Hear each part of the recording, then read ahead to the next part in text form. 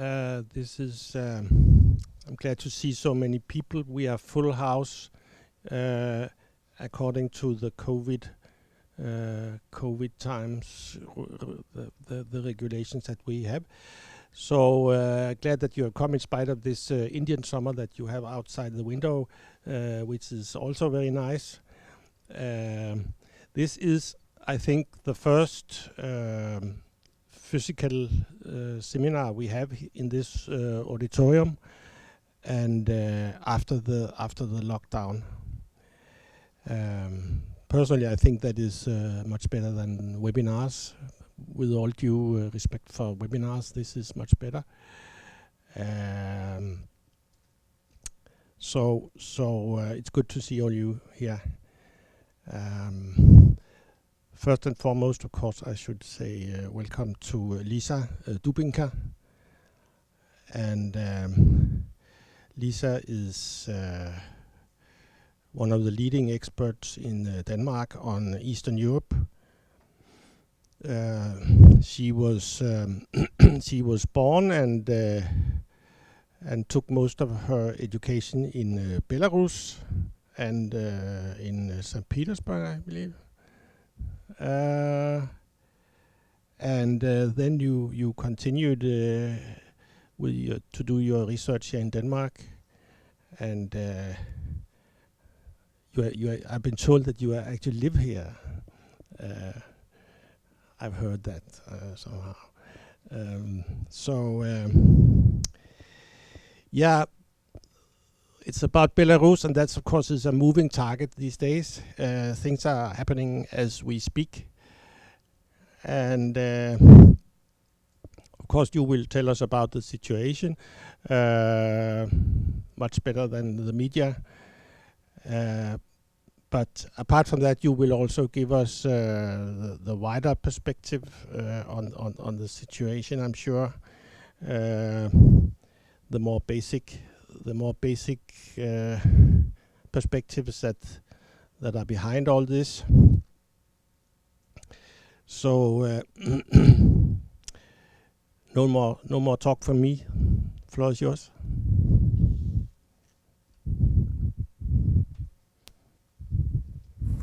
Thank you, Hans. Dear all, thank you very much, Hans, for your introduction, and to the Danish Institute for International Studies to welcome me here today. I'm delighted to see so many familiar as well as new faces here, and I'm going to talk about a very hot topic, which is very impossible to stay away from because of its proximity to all of us here in the Baltic Sea region. As you, Hans, mentioned, called me a specialist on Belarus in Denmark. However, most of my publications used to be actually on the Danish foreign policy as a small state. And that was the reason why I came to study to Denmark, because I found it a very interesting and not so well researched topic in Belarus. So I've been living in Denmark most of my, so to say, adult life. My first paper on Belarus as such came out in 2009 in the Danish magazine Udenrigs, published by the Danish Foreign Policy Society. And in that paper, I used this metaphor calling Belarus a white spot. But it did not belong to me. I did not invent this metaphor. It was a Danish researcher, Lars Pås Hansen, who introduced it first before me. And I think this metaphor described Belarus best. And unfortunately, it's still been holding until now, until 2020, when this white spot on the European map turned into a hot spot, which again proves the statement by one of the famous Czech writers that metaphors can actually be dangerous because they are open for so many multiple interpretations. So in case of Belarus, this white spot means at least two things. It means a place which is unknown, like terra incognita on the European map. Belarus remained one of the least known countries in Western and Northern Europe, and there are several reasons for that. Until recently, it did not exist as a political entity, and during the Cold War, which contributed into the disappearance of Belarus as a kind of from the political and academic discourse as a separate country. So during the Cold War, there were very few publications on Belarus as such. And even after the Cold War, we don't have that many publications either, unfortunately. Unlike, for instance, Latvia or Lithuania, the country didn't have a considerable diaspora abroad. Of course, there were immigrants from Belarus and the US, Canada, Australia, but however, the Belarusian diaspora abroad has never been that united or active or promoting the Belarusian identity outside of Belarus. So that's also one of the reasons why the country was kind of this blank page in the context of international history. So another connotation that the white spot has is actually white meaning free, and that dates back very long time ago when the Belarusian lands were free from Tatar Mongolian invasion. So in contrast to black Rus, not Russia at that time, but Rus, those lands were free from the influence of Tatar and Mongolians, and therefore they preserved this law system they inherited from the Viking times, in fact. So this meant Belarus was part of the Baltic Sea region historically and also ethnically, because the Belarusian ethos emerged as a mixture between the Baltic tribes living in these territories and then the Slavonic tribes coming and mixing with them. So we are just as much Balts as we are Slavic people, in fact. And this is also an interesting observation, because recently a lot of DNA tests became available, and people checking for their DNAs can actually find out, wow, it's actually like almost 50-50%. So how comes that a country which historically and ethnically belongs to this very intensive region in Europe became a blank spot in the map of modern Europe? There were several reasons, but I think one I might like to mention is that the first national movements in Belarus actually started after the first Russian Revolution in 1905. So the first political party, Belarusian Social now it's called Democratic, but Belarusian Social Party Hromada, was founded the same year. And next year, in 1906, the first Belarusian newspaper started to be published. So I think those two things are also very interesting to connect together, the first political party and the first newspaper. So it was quite a late national movement, and it was also quite, it was not taking off that fast as in other places. In 1991, when Belarus gained its independence as a result of the dissolution of the Soviet Union, this first years of independence, this other connotation of whiteness was used, the whiteness of national renaissance, the renaissance of language, national symbols and memories. And to some extent even a bit too much, which led to some of the people living in Belarus being, how would I say, those people who were speaking Belarusian language at home had difficulty using it in their documentation. So when the referendum offering Russian as a second language was announced, actually a lot of people thought it would be practical because they didn't master Belarusian language to this level when it came to the documentation. But during this, as part of this referendum, the first referendum in Belarus in 1995, there were also other questions on the plate, and one could not actually choose. And one of the issues was actually the right of the president to dissolve the parliament, which meant that Belarus was turning from parliamentary republic into the presidential republic. There were several more referenda after that, and that actually meant that the parliament was losing a lot of its influence, and there was an attempt of impeachment to the president, and it failed.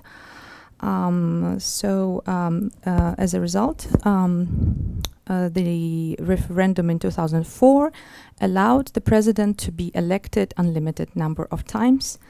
So now in total we have 26 years of the first Belarusian president elected in 1994 still being in power. And this is the longest sitting president in the European continent, and I think in Eurasian context. It's as of today, I think it's uncompatible.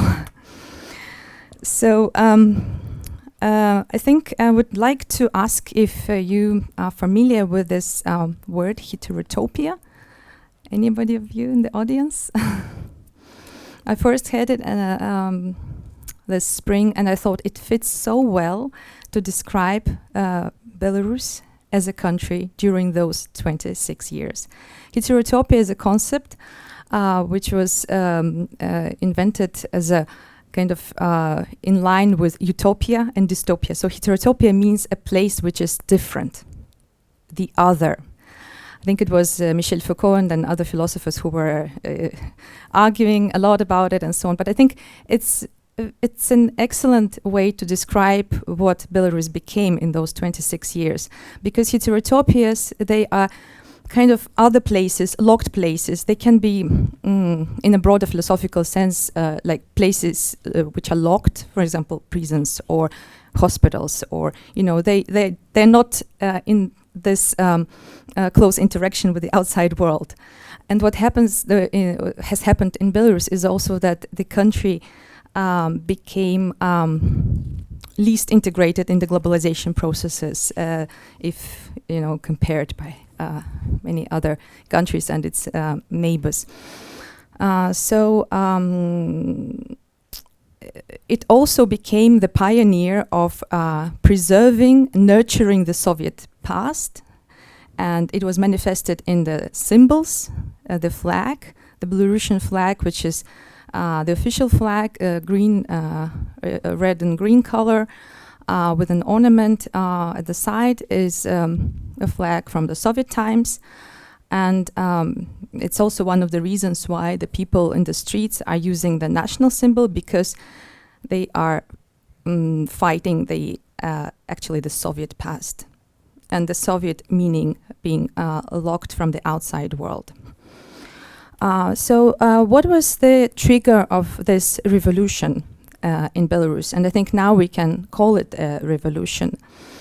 The advancement of communication technologies, the internet, social media, has transformed all the traditional heterotopias. So basically no country in the world, with maybe very few exceptions, can stay outside of these processes. And the emerging network society also prompts us to rethink that transforming is not only taking place in space, but also time. And this connotation between space and time adds a new geopolitical dimension to this process. So our attachment to place is still quite obdurate, but we cannot avoid also transcending the physical and geographical boundaries. And in case with the Belarusian revolution, even people staying outside of Belarus are actively involved in what is going on inside the country because of the internet technology. Another trigger is, of course, that would probably not be, the first one is probably not a trigger, but a background, of course, but one of the triggers is actually the effect of global pandemics. First, when we heard about the corona lockdowns, we thought globalization is over, it's dead, now we'll never travel again, we'll be all locked. But it's actually not what happened. And I think the global pandemics contributed even more to globalization than anything else. And in case of Belarus, we can recall from the brilliant books from, for example, Fouquet's The History of Peloponnesian War or Boccaccio. From all those clever books, we know that the most important emotions that people have on such occasions as pandemics are fear, suspicion, and uncertainty.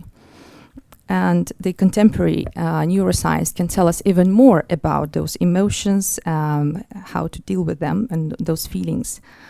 The rapid change of habits, the relationship between people were deeply connected to this situation, because many people who were working outside of Belarus, seasonal workers, or people working in Russia or European countries, they were back to Belarus during the time of the lockdown, and they were staying out of job. There were also students who came back because they could not study. The students studying abroad were back to Belarus.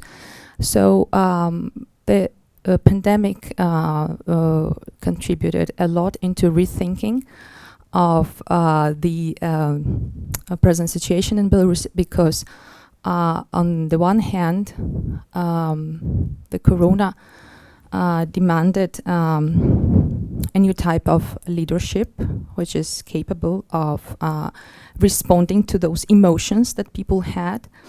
And this situation precisely has shown that the leadership of Belarus at that point of time was not capable to respond to emotions. Alexander Lukashenko publicly denounced corona crisis. He publicly said corona did not exist, and because he cannot see it, he prescribed to drink vodka in some, maybe not in big quantities, but still, and to work hard, use the tractor, for instance, and that would help. So his denunciation of the crisis, and also publicly even mocking the people who died from corona, was a huge trigger. I think you can call it a black swan, using Taleb's terminology, that overthrown the complete structure, and the vertical social trust was destroyed. People started building horizontal social networks, helping each other, buying masks for the hospitals, buying water for doctors, helping each other's kids to arrange for distant learning, because the schools were not prepared for that at all. So all those things in the daily life that were not taken care of the authorities were taken care of by the ordinary people. And the situation got even worse. And at that time, people also started to turn more into alternative channels of information, such as YouTube, blogger channels, or Telegram channels to get the news from. And this factor skyrocketed the popularity of Sergei Tikhanovsky, who was supposed to run for the presidential elections but was not allowed and was arrested. So his wife took care of this for him. You can call him the central figure who contributed into the awakening of the people, showing them all the drawbacks, all the imperfections of the system. And in parallel to those processes, some of the independent media tried to run the independent opinion polls, because officially independent polls were not allowed in the country. And according to those independent opinion polls, the president at that time only got about 3% of support. And of course, this polling has to be taken with a grain of criticism in a way that it's the independent media that was conducting the poll, and the audience was also more inclined to, if the audience is more inclined to trust the independent media, then it means that it's a particular sample of the population, not covering maybe wider population. However, even the official poll conducted in March-April 2020 stated that Lukashenko's trust in Minsk was actually 24% only, 24%, and that's in the beginning of Corona crisis. And this statistics comes from the Institute of Sociology of the National Academy of Sciences. So it was a person in charge of this poll, has now recently been fired and is out of job. But a few months later, another poll came out just before the elections in the end of July. The elections was on August 9th. So in the end of July, there was another official poll stating that the popularity is 70%. So we can also see that because nobody knows the exact figures, or because the opinion polls are conducted in such a way that it's difficult to see some consistency, and that I wonder if even the authorities know the exact level of popularity. And I think maybe it's also a bit sad, because it might be a good idea to know the real level of support. Sorry. Did I press something? That's all right. I will get back. I will get to that. Take some water.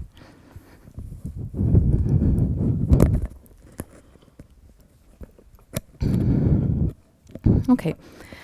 Now I want to say a few words about this phenomenon when the distrust in the authorities on the one hand, and the reliance on people helping each other spurred the process of crowdfunding and crowdsourcing technology in Belarus.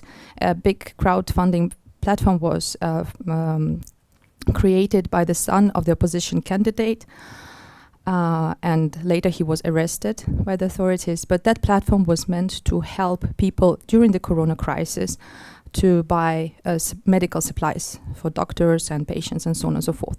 So we see that the horizontal networks were actually emerging already in the time of Corona. And I think I have also a question that I was supposed to, the current situation on the ground. Should the protest be interpreted as an anti-Russian color revolution?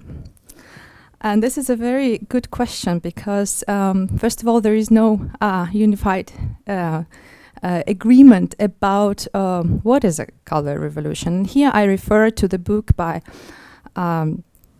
the famous book on from dictatorship to democracy by Sharp. And if we look at all the criteria from that book published in 1993, then actually the protests in Belarus match all the criteria mentioned in the book.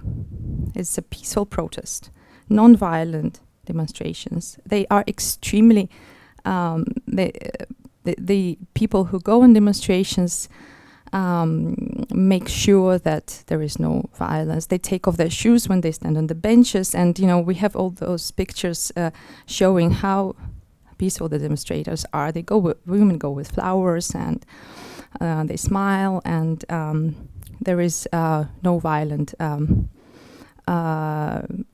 reaction from the protesters on a big scale.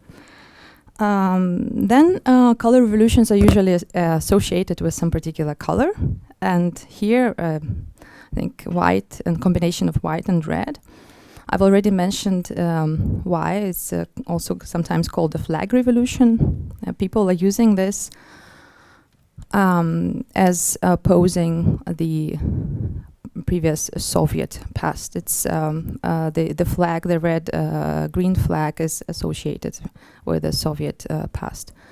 So some of the protesters are also using both flags, and it also indicates that Belarusian people are in the search of their identity. They are in the transition period. They're trying to find out who they are, and they combine both just to show that, you know, it's not about symbols as such, but the color of revolution is the primarily red and white. Again, those horizontal networks and the creation of institutions, the strikes, a lot of enterprises go on strikes. This is also an indicator of one of the indicators of what can be called color revolution. However, when answering this question, I think we often associate a color revolution with an anti-Russian revolution. And this is not the case here. So from this perspective, this is not an anti-Russian color revolution.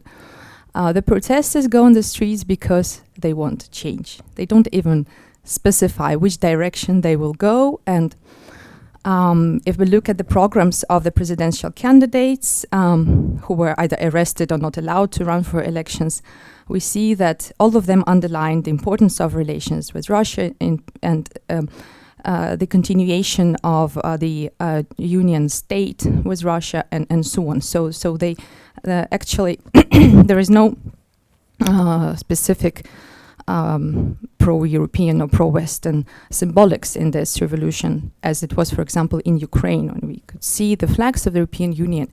It's not the case here in Belarus.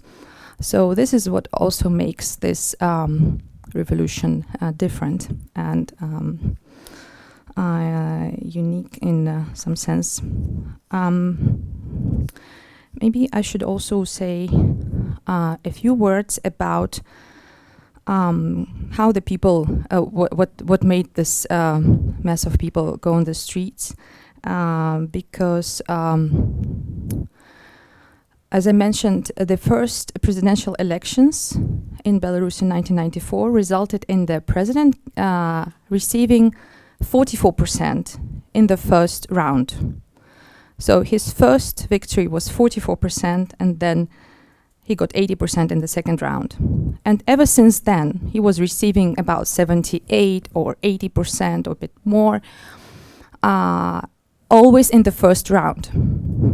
And the general conception among the population was that because he had so much control, and in general the economic situation in Belarus was rather stable, so the people kind of could accept that he could have received about more than 50% in each of those elections. And each time the elections are held in Belarus, there is always a pre-election period.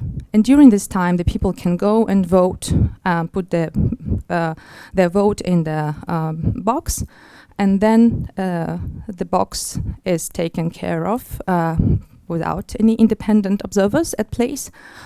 So it was growing. The number of those people voting beforehand was growing each time, with each presidential elections, like 25% and 28%, 33%. And these elections, the recent elections, it's 40%. So 40% of Belarusian people voted before August the 9th.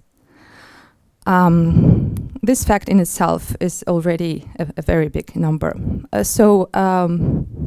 In order for the people to get to know how they voted, they used some symbols. They were wearing white bracelets or white clothes, so that the people sitting in the ballot commissions could see them or distinguish them. And by this, they would be less inclined to falsify the numbers, because they could see that okay, here it would not be realistic that we have 80% for Lukashenko when all the people came with those bracelets showing their support for the alternative candidate.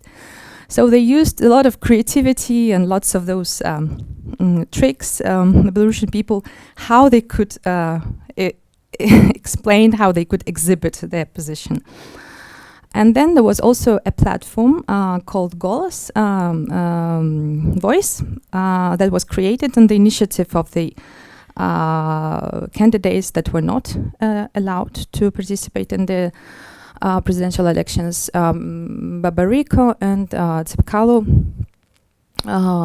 So they encouraged the people to use the platform for alternative voting. And it was made by the like a startup from EPAM, EPAM, a famous IT company who is situated in Belarus. And this platform gathered over 1 million of votes, and it would be verified. Those people who were registered in the platform were only the people residing in Belarus, having Belarusian telephone number, and so on and so forth. So nobody from outside could be registered in this platform. And the people were supposed to put the photograph or picture of their vote after they have voted there. So they also tried to be very creative with IT technology. And the results of this platform show that at least there should have been a second round, if because a lot of protocols were lost, but those protocols that were available, they showed sometimes 60, sometimes 70% for Svetlana Tikhanovskaya. But again, they were representing not the whole population, but it's more like a statistic evidence. And one should bear in mind that it's not like an alternative vote that would help her to become president, maybe, but this would show the people there was an eye-opener. It would serve like an eye-opener for people to get to know that actually the popularity is not 80% anymore for the president who was in power for 26 years. And that sounded very persuasive. Maybe, how much time? I have a point here about why the situation in Belarus is crucial for the security in the Baltic Sea region. And here I have a map. I don't know if you can see the borders. So it's a bit light. Again, talking about white spots, but vice versa. So it's from the British Encyclopedia, actually. Belarus is in a close proximity to Denmark, and it's considered to be actually part of the Baltic Sea region because its rivers fall into the Baltic Sea and shares borders with Latvia, Lithuania, Poland, Ukraine, and Russia. And I'm not a specialist in military affairs or anything, or security, but I can just look at the map without being a specialist in this, and I can see that this proximity of Belarus, especially if we measure from this point to Denmark, is only 550 kilometers from this place to Bornholm. And here we have a border between Poland and Lithuania, going to Kaliningrad, and this is also it's only 60 kilometers distance here. So Belarus is very much in the center of the regional security, and when the Belarusian troops started to be moved to this border, it was announced this Grodno region is right here. There was a huge concentration of troops in that part. Then, of course, I think it was maybe an alarming situation, and it was claimed that that was done because there were also NATO from the other side, but I'm not aware. I've checked. I think those troops from Germany were moved to rather western part of Poland, not eastern. But again, I'm not a military specialist. So I have here the last one about the future scenarios. And I think that this question is rather open to discussion.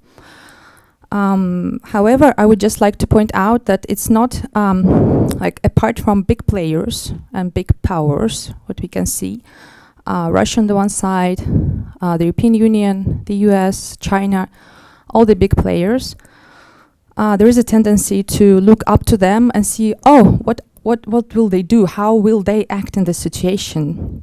Because they seem to have like a decisive role here.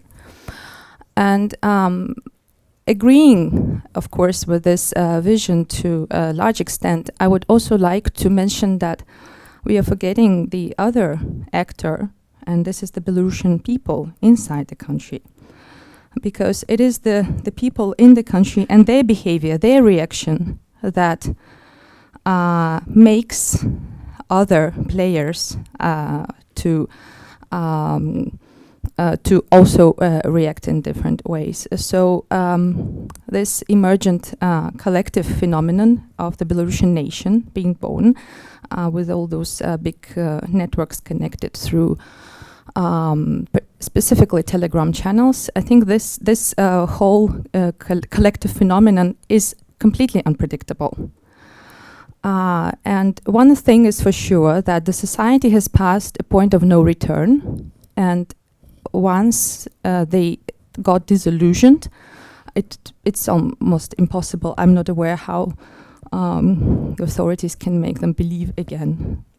Maybe if it should be a lot of money, or that they don't have, or whatever. I don't see how they can do that. So this protest has indicated also that Belarusian people would like to see more deliberation in the society, more opposing views, because when the same president receives 80% of the votes each time he goes on presidential elections, it means that there is no opposition in the country. So technically speaking, I could imagine the situation that he could receive his maybe 51% and still be in power, but coordinate with other political forces, other political parties, and that would help more deliberation in the society, more tradition of deliberation. Right now, Belarusian people are not used to that. They are only learning this. And I think that this will be the biggest challenge for the Belarusian people to try to learn not only participatory, but also deliberative democracy. Because with the digitalization era, we have participatory democracy also exhibited in many platforms in, for instance, they're used all throughout the world, but I think in Europe, the most famous ones would be in Italy or Spain, where the people can participate digitally in a platform, and that would be considered democracy. But democracy is not just about casting a vote or voting like in the platform. It's also about the dialogue between the people. So this deliberation will be the biggest challenge for people to learn after the change has taken place, how to reach consensus about opposing political forces. So from this perspective, I think this ancient word pharmakon, from ancient Greek, pharmacy gave us the word pharmacy. It meant both poison and remedy at the same time. I also discovered this for myself not very long time ago, that remedy was also the same word for poison in ancient Greece. So I think it means somehow, maybe it's about the quantity of how you use this remedy. And if you use this carefully, because as with the revolution, I mean, it can be both a hero and a villain at the same time. And there can be very different scenarios. It can be the loss of independence, it can be the civil war, it can be all terrible scenarios. But it can also be a good scenario which will help to create a new and a really stable European country whose neutrality is not a matter of trade or bargaining, but a crucial necessity for all the neighbors of this country and everybody in the region. Thank you. So I'll just show you this famous book here, which is called the Danish Foreign Policy Review 2020. It came out in June as a PDF. You may have seen it on our website. And in August, end of August, it came out as a physical volume. So why I'm saying this is simply the fact that there's an article in it, 20 pages or something like that, about Belarus. And it's a very good article, and it somehow it couldn't know what happened 1 month later, of course, but it could anticipate things, and it's a very good background for things happening. So if you want to know even more about Belarus than you have learned here from Lisa, you can see this article here. So there's a pile of books down at the door. So when you leave, you can just take a book with you home. So that's it. So we have Q&A, and you have given us, Lisa, a brilliant performance, giving us the not only the historical background, but also the electoral details and the situation. Well, I could take the first question myself, perhaps, so you have even more time to think about questions. But I wonder, could this situation somehow be compared to Armenia? For about a year ago, there were turmoils in Armenia, but Armenia is just like Belarus within the Russian sphere of influence. So I don't know the details what happened in Armenia, but I mean you got a new leader, and who is still. I mean, it did not lead to any kind of quest for NATO or EU membership, but you got a new leadership. Is that something? Is that parallel? Worthwhile? Okay, thank you very much for this question. I think to some extent one can definitely draw a parallel with Armenia, and especially if one is hoping for a peaceful scenario in the country, one can actually think about this as maybe a way.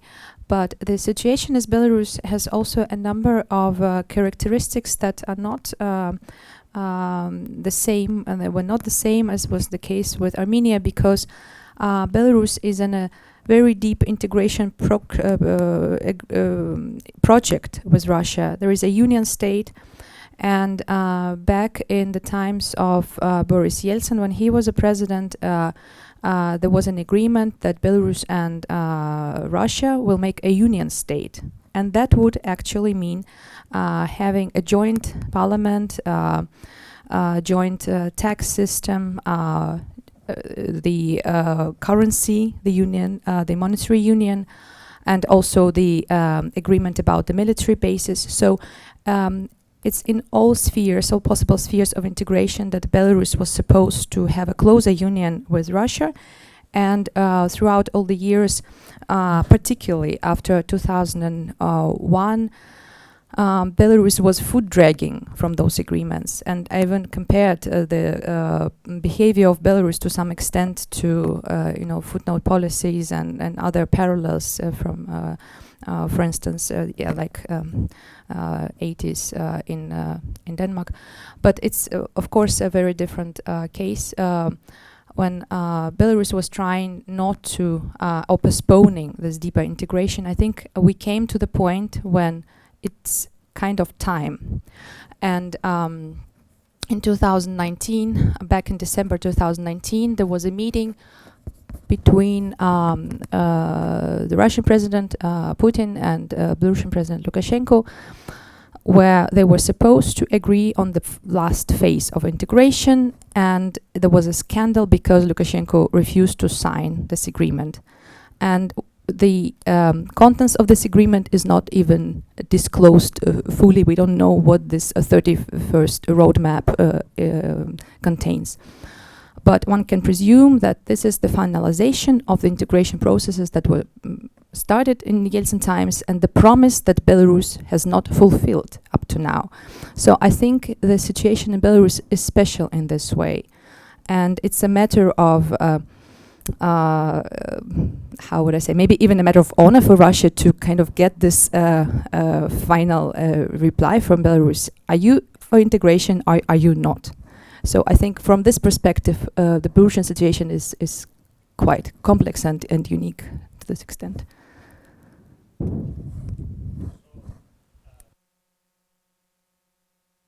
So when you wish to ask a question, please mark to me and give your name and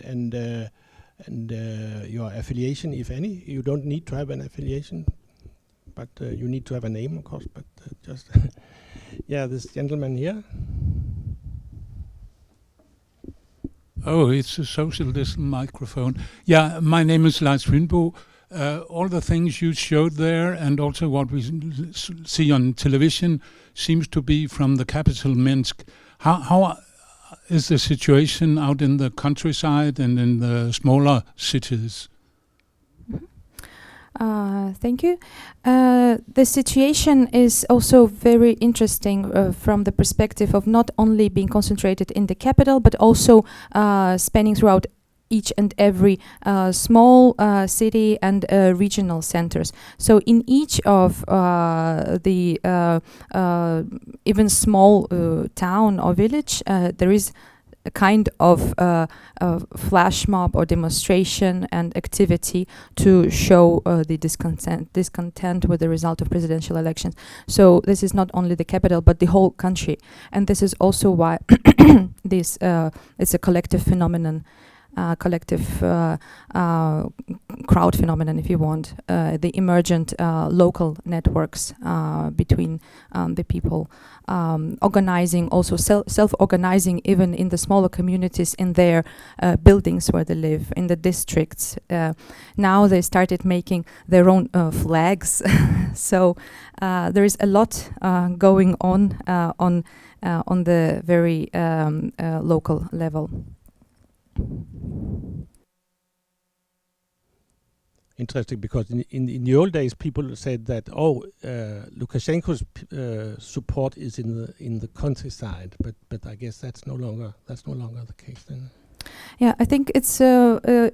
But Belarus only has, I think, about 9% of agricultural population or population in agriculture. So it's actually not that large. And Sergei Tikhanovsky, the blogger, he used to travel a lot, particularly in the villages, in the small towns, and talking to people who live in those villages and telling them or asking them about their life, and they were complaining. So I think that was also one of the reasons why it's a countrywide phenomenon in Belarus. Okay, there's a lady there. Yes. Yeah, a lady. Thank you. My name is Valentina, and I'm a PhD student at the Faculty of Humanities, studying Russian disinformation. And I have two questions. Can I ask them both at the same time? Yeah, it's okay. Yeah, okay. So the first one is gender related. If you could talk about the role of women in these demonstrations and why there has been this, flow of women creating their own movement, if it's only because of Tikhanovskaya or if there's any other reason. And then the second question is why Russia has not yet jumped in and interfered in Belarus. Thank you for the two very interesting questions. And I think the question about gender is very important, actually. I didn't mention it in my presentation, but this revolution in Belarus, it actually has a female face, clearly. And if you remember how the three ladies emerged in this election process, that was because the male candidates were not allowed to run for the elections. Some of them were imprisoned, the others were not, they were sent out of the country, or not, like they had to leave the country. So I think here is an example of soft power, in a way, because when the authorities allowed Svetlana Tikhanovskaya to run for the presidential elections, nobody would expect that she would actually collect any support because of her background. She didn't have any experience in politics. She did not even pretend to know anything about politics, and she was saying it openly that until recently I've been a housewife and I know nothing about politics. But I think here also the whole situation provoked by Corona also changed the people's perception of a leader. So she became the right leader for the people at that moment because she had empathy and she could read the people's emotions at that time. If remember, I mentioned in the presentation that because of Corona, people were thinking in more emotional way rather than rational way. So they needed a leader who could be compassionate with their feelings. And she was an excellent candidate for that. And if you read the people's feedback, you also hear often that nowadays it's not important for her to know about economics or politics, about details in the system, because she can just have a team of competent people around her who know how to do that. So the people were okay with her not being a professional politician. And so her candidate was a surprise, or her popularity turned out to be a surprise for the authorities, exactly because of this mindset that a leader should be extremely competent, and she proved the opposite. The leader should be compassionate and feel with the people. So that was the secret of her popularity among the people at that moment of time. And of course, she was allowed because of nobody expected her to gain any significant results whatsoever. And I think that was another point that the authorities proved to fail to understand, that the situation in the country at that moment was different than it was before, in the years before. And your second question about why Russia does not jump in, it's also a very interesting question, because I think now the longer time goes, the more dependent the current president becomes on Russia. The weaker he becomes with every protest, every weekend, he becomes weaker in a way. And that's why he also tried to go out in this military uniform, show that he's actually in control of the situation, to manifest that he is in control, whereas he is becoming weaker. And I think for Russia, in order to achieve all the agreements that are that were not finalized in December, back in December last year, it is fine to have the situation when he becomes more and more dependent on the decision from Russia. So in this way, Russia has an authority to decide in a way whom to deal with. So the weaker the current president is, maybe it's to a certain limit, of course, then it's better for the Russian authorities as well.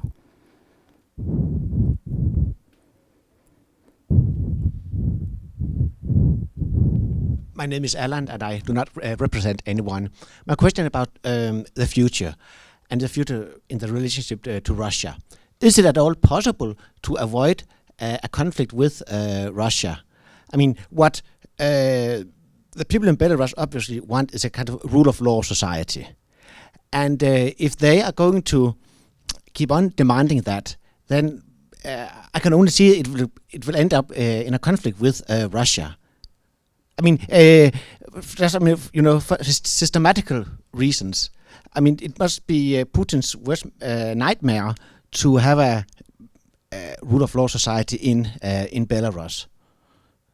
Yeah, what's your answer? Yeah, I think, thanks for the question. I think it depends on the perspective, because if you read the official statements from the Russian authorities, it's actually the rule of law or the constitutional reform that Russia is insisting upon as a way out of the situation.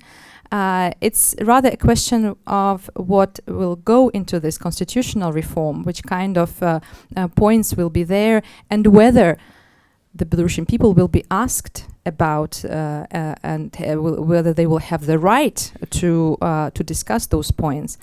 But I think, at least in on the official level, the Russian view of the situation is actually the constitutional reform.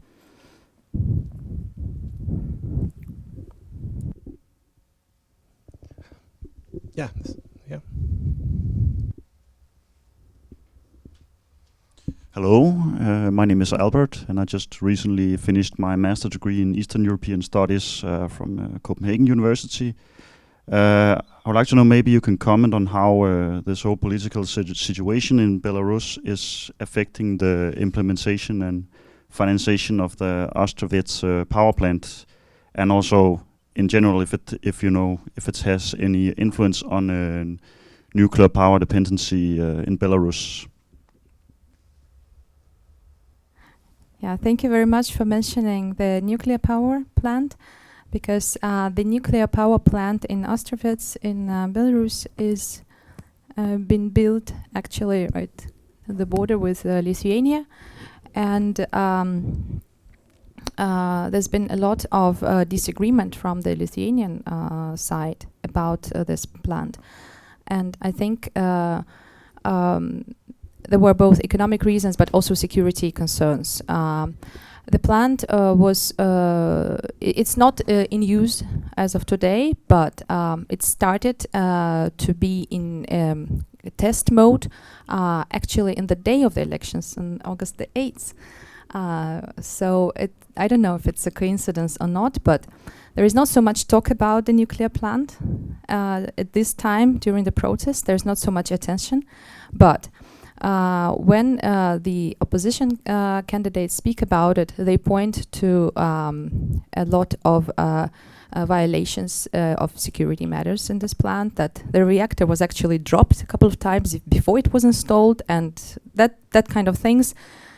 We don't hear so much about them, but they have taken place, and even the president of Belarus himself acknowledged this. Yeah, we dropped it a couple of times. So it's not a secret, but it's not so much in the attention. And of course, the idea behind having this plant is to have less dependency on oil and gas in terms of as energy sources, because oil is also refined and sold to Western Europe.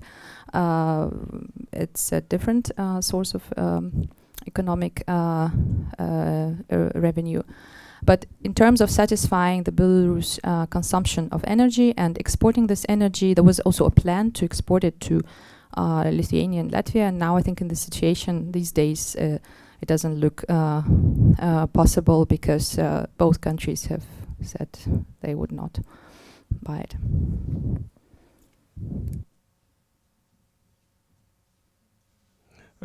Yeah.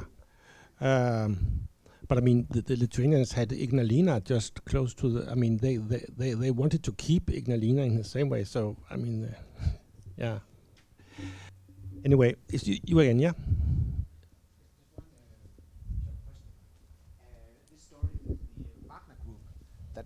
The story with these 32 or 3 Wagner soldiers that were arrested outside Minsk just, I think, before the elections. What is your comment to that? Yeah, they were arrested on the grounds that they potentially could have become terrorists and participate in the coup d'etat in Belarus. And so it took place in July, I think 24th of July, they were arrested. And a few days after elections, they were released and sent back to Russia. So just before the elections, the rhetoric was that there were the Russian soldiers who were part of this Wagner group who came to Belarus. So it was a kind of image of enemy from the Russian side, and then they just blamed Ukrainians completely on the situation. They said it was the Ukrainian provocation, and they sent them back to Russia because the Ukrainian authorities demanded them to have them in Ukraine to persecute them because some of them participated in Donbass.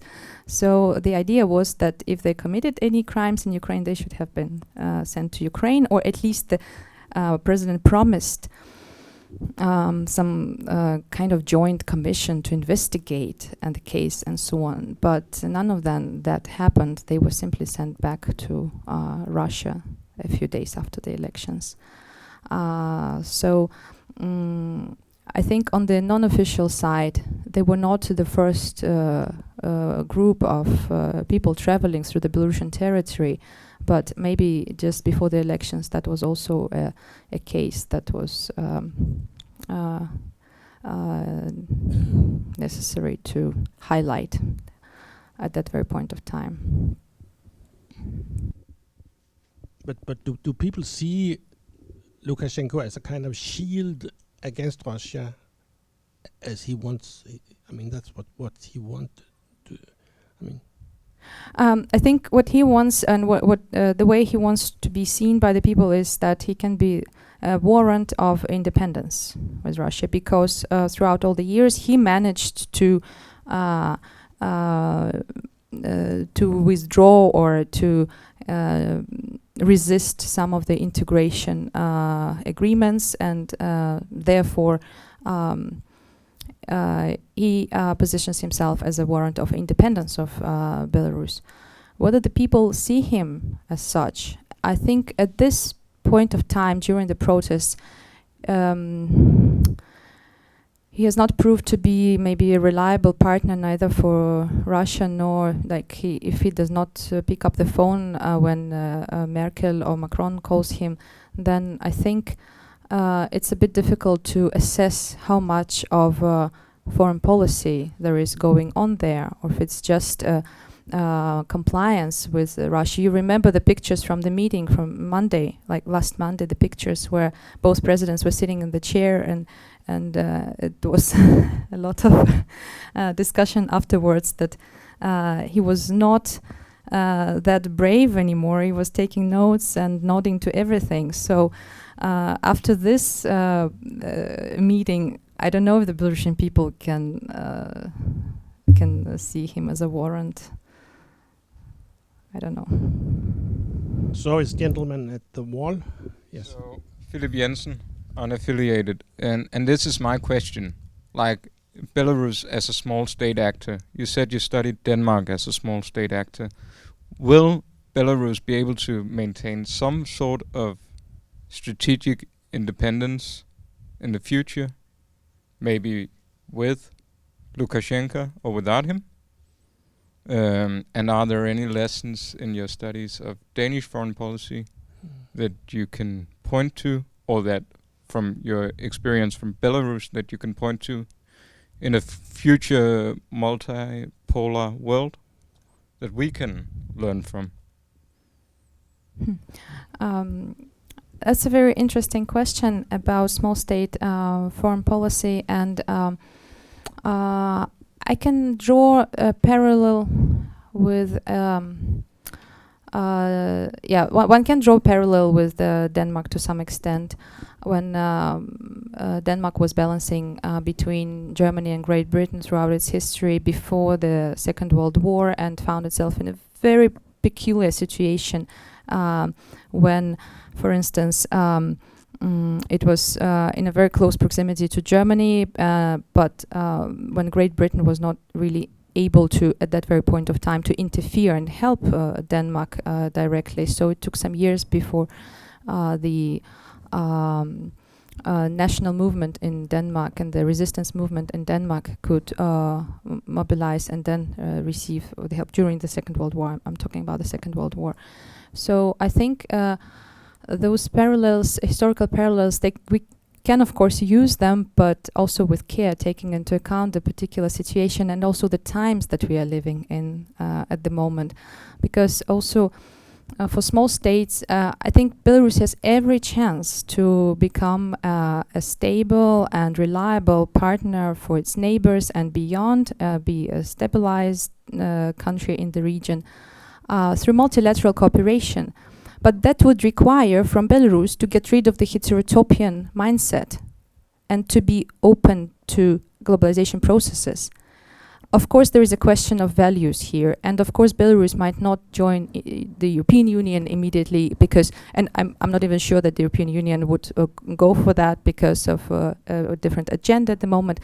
But it could at least start developing something similar, like countries, for instance, like Iceland have. They're maybe not part of the European Union, but they're in good relations, and they develop the economic relations with everybody around them. So I think Belarus has definitely every chance, but the mindset, the heterotopian mindset, is a main barrier here. Lady at the back.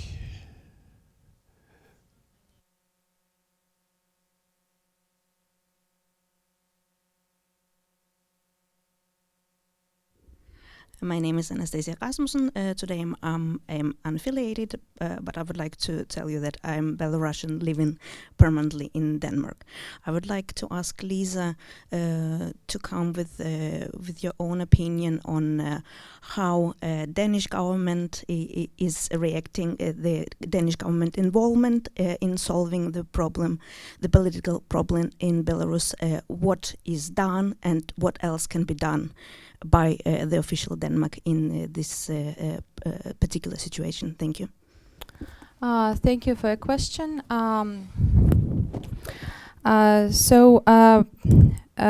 Denmark was, or at least, Denmark was first of all one of the first countries to react to the attack on journalists in Belarus. When there was a Danish journalist who was beaten during the protests, the Danish foreign minister reacted immediately, condemning the violence and calling for action. Danish participation is interesting because Denmark is part of the European Union, and the general line of the Danish foreign policy is to act within the European Union on this issue. So Denmark does not go alone in this. And I think this is important to realize because it's also a small country in the European Union and has to take many factors into account. Recently, in the UN Human Rights Council, when there was a hearing on Belarus, it was the Danish representative who almost scolded the representative of the Russian Federation who was trying to interfere or interrupt the session. And I think that was, from the Danish side, quite an act in itself. And due to this statement, the session could continue, and the UN could actually adopt a very important document condemning the violence in Belarus. At this moment, the European Union is discussing sanctions, and I think the whole idea of sanctions deserve consideration in itself, how effective, how efficient the sanctions are and can be, because the European Union already tried that before. And of course, if there are sanctions, then they should be targeting specific people, not the Belarusian population. And as we know, in the European Union, there are different voices at the moment. Cyprus is blocking the sanctions as of today. So there needs to be an agreement between the European Union members, because this decision can only be taken unilaterally in consensus, by consensus. So Denmark cannot do it unilaterally. The Baltic countries are closer to Belarus.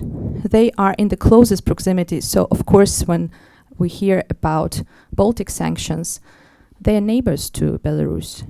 They have an immediate interest. They have families, they have friends, they have a lot of exchange here. And for Denmark, for whom Belarus was a white spot on the map for many years, and they don't really know if the people in Belarus are ready to be part of the European system of values, for example. This is a very important issue, because now, for instance, when we have the discussion of values in Poland or Hungary, the European Union has also a vision about that. So whether Belarus is also ready to accept, we don't know. Another point about the Danish position, I think what I would like to mention is that the Danish government used to have a program, a neighborhood program, funding especially in the foreign ministry up until 2017. And in 2017, it was decided that it was not necessary to have this funding allocated for Belarus anymore. So it was Georgia and Ukraine that were the focus areas.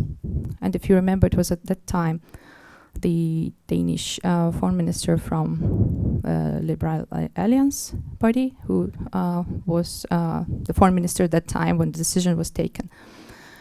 So perhaps I think we can anticipate that this program will be back on track, because Belarus proves to be in the center of attention for Denmark again.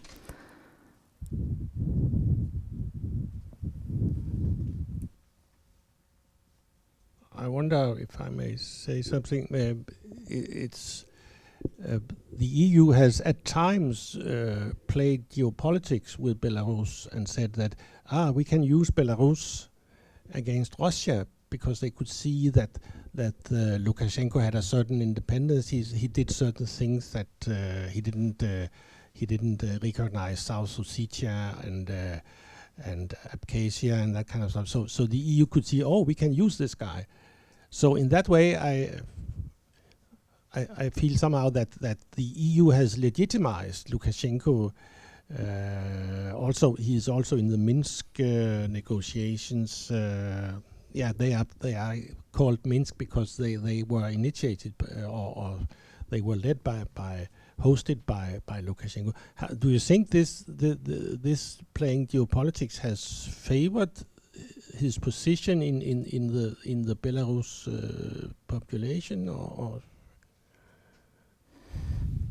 If the Belarusian population favored this position from the European Union, if they liked it and they could see, he's a big statesman and.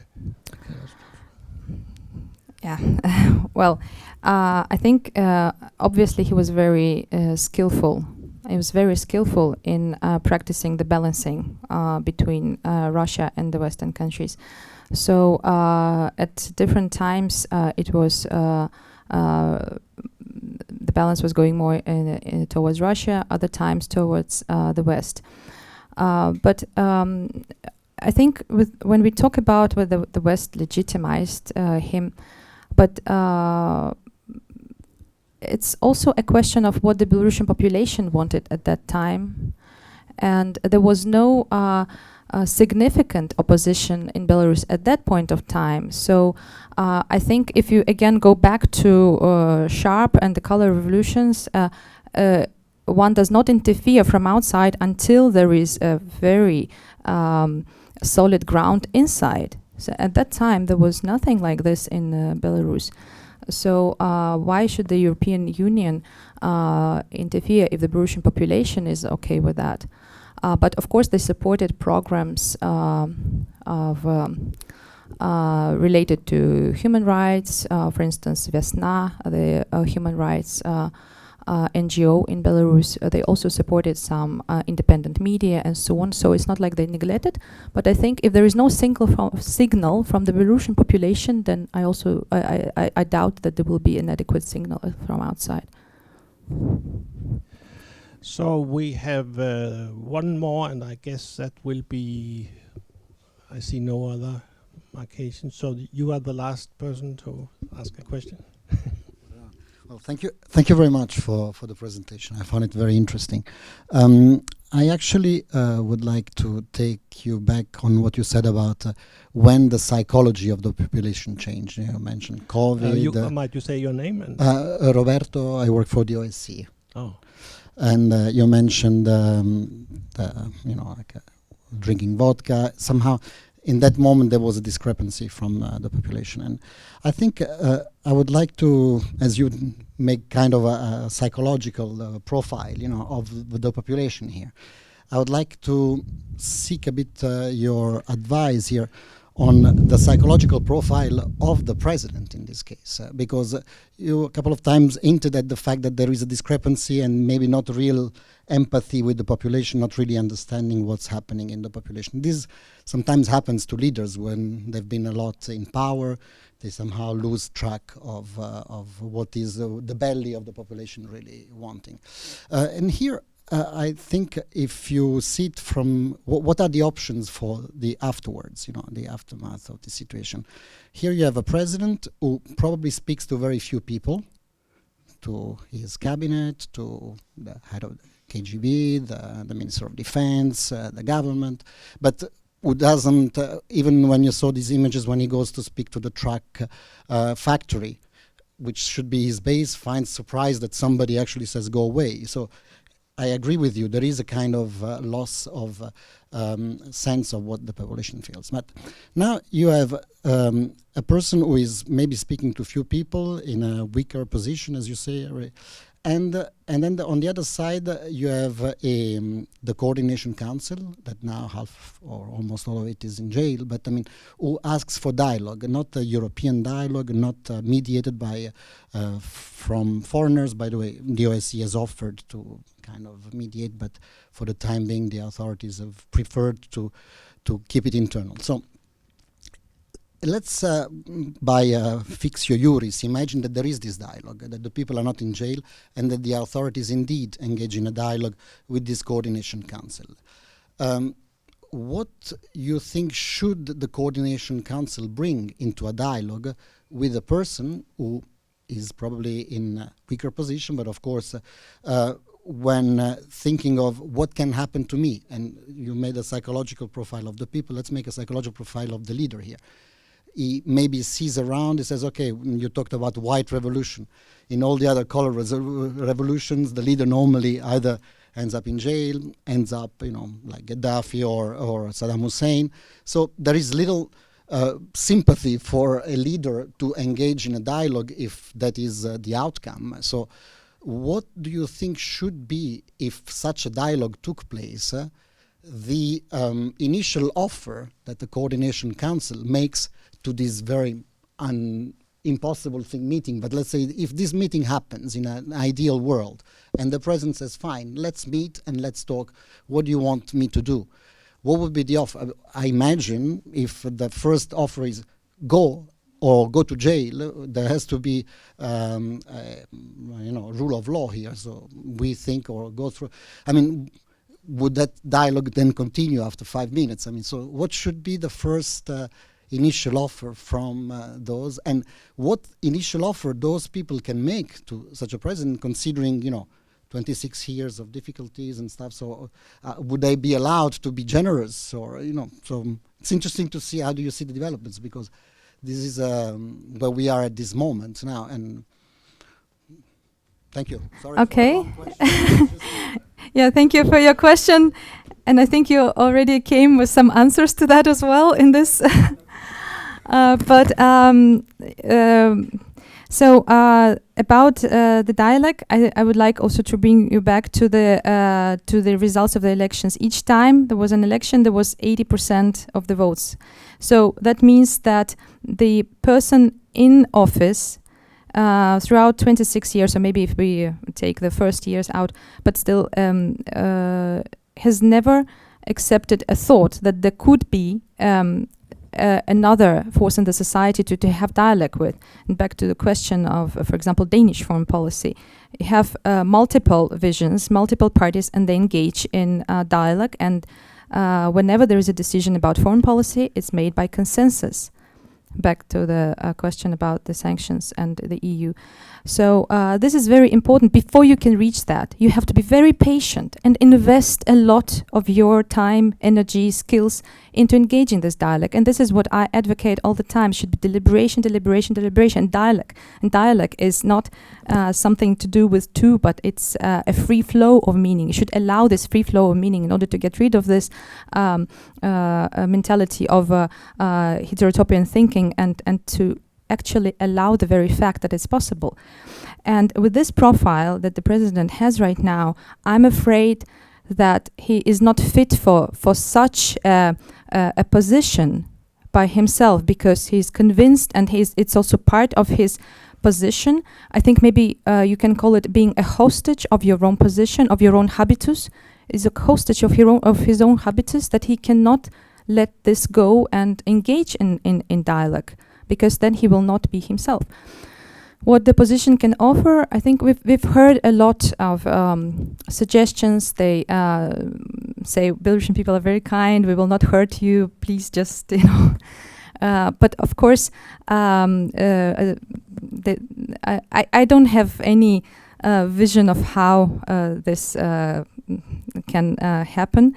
I know that one of my colleagues from London, Jeff Mulgan, he has this theory that all people who have been too long in the office, they should have an island somewhere, and they should have everything they need, gold, money, whatever, excellent life, but just they should have this possibility to go away. So this is his vision. But about my own prospects, I think we need to monitor the situation only. Thank you. Thank you so much to everybody for coming, and we hope to see you again here. We hope that the COVID will go away. So I don't know how, but hope to see you again. Thank you for coming, and thank you first and foremost to Lisa for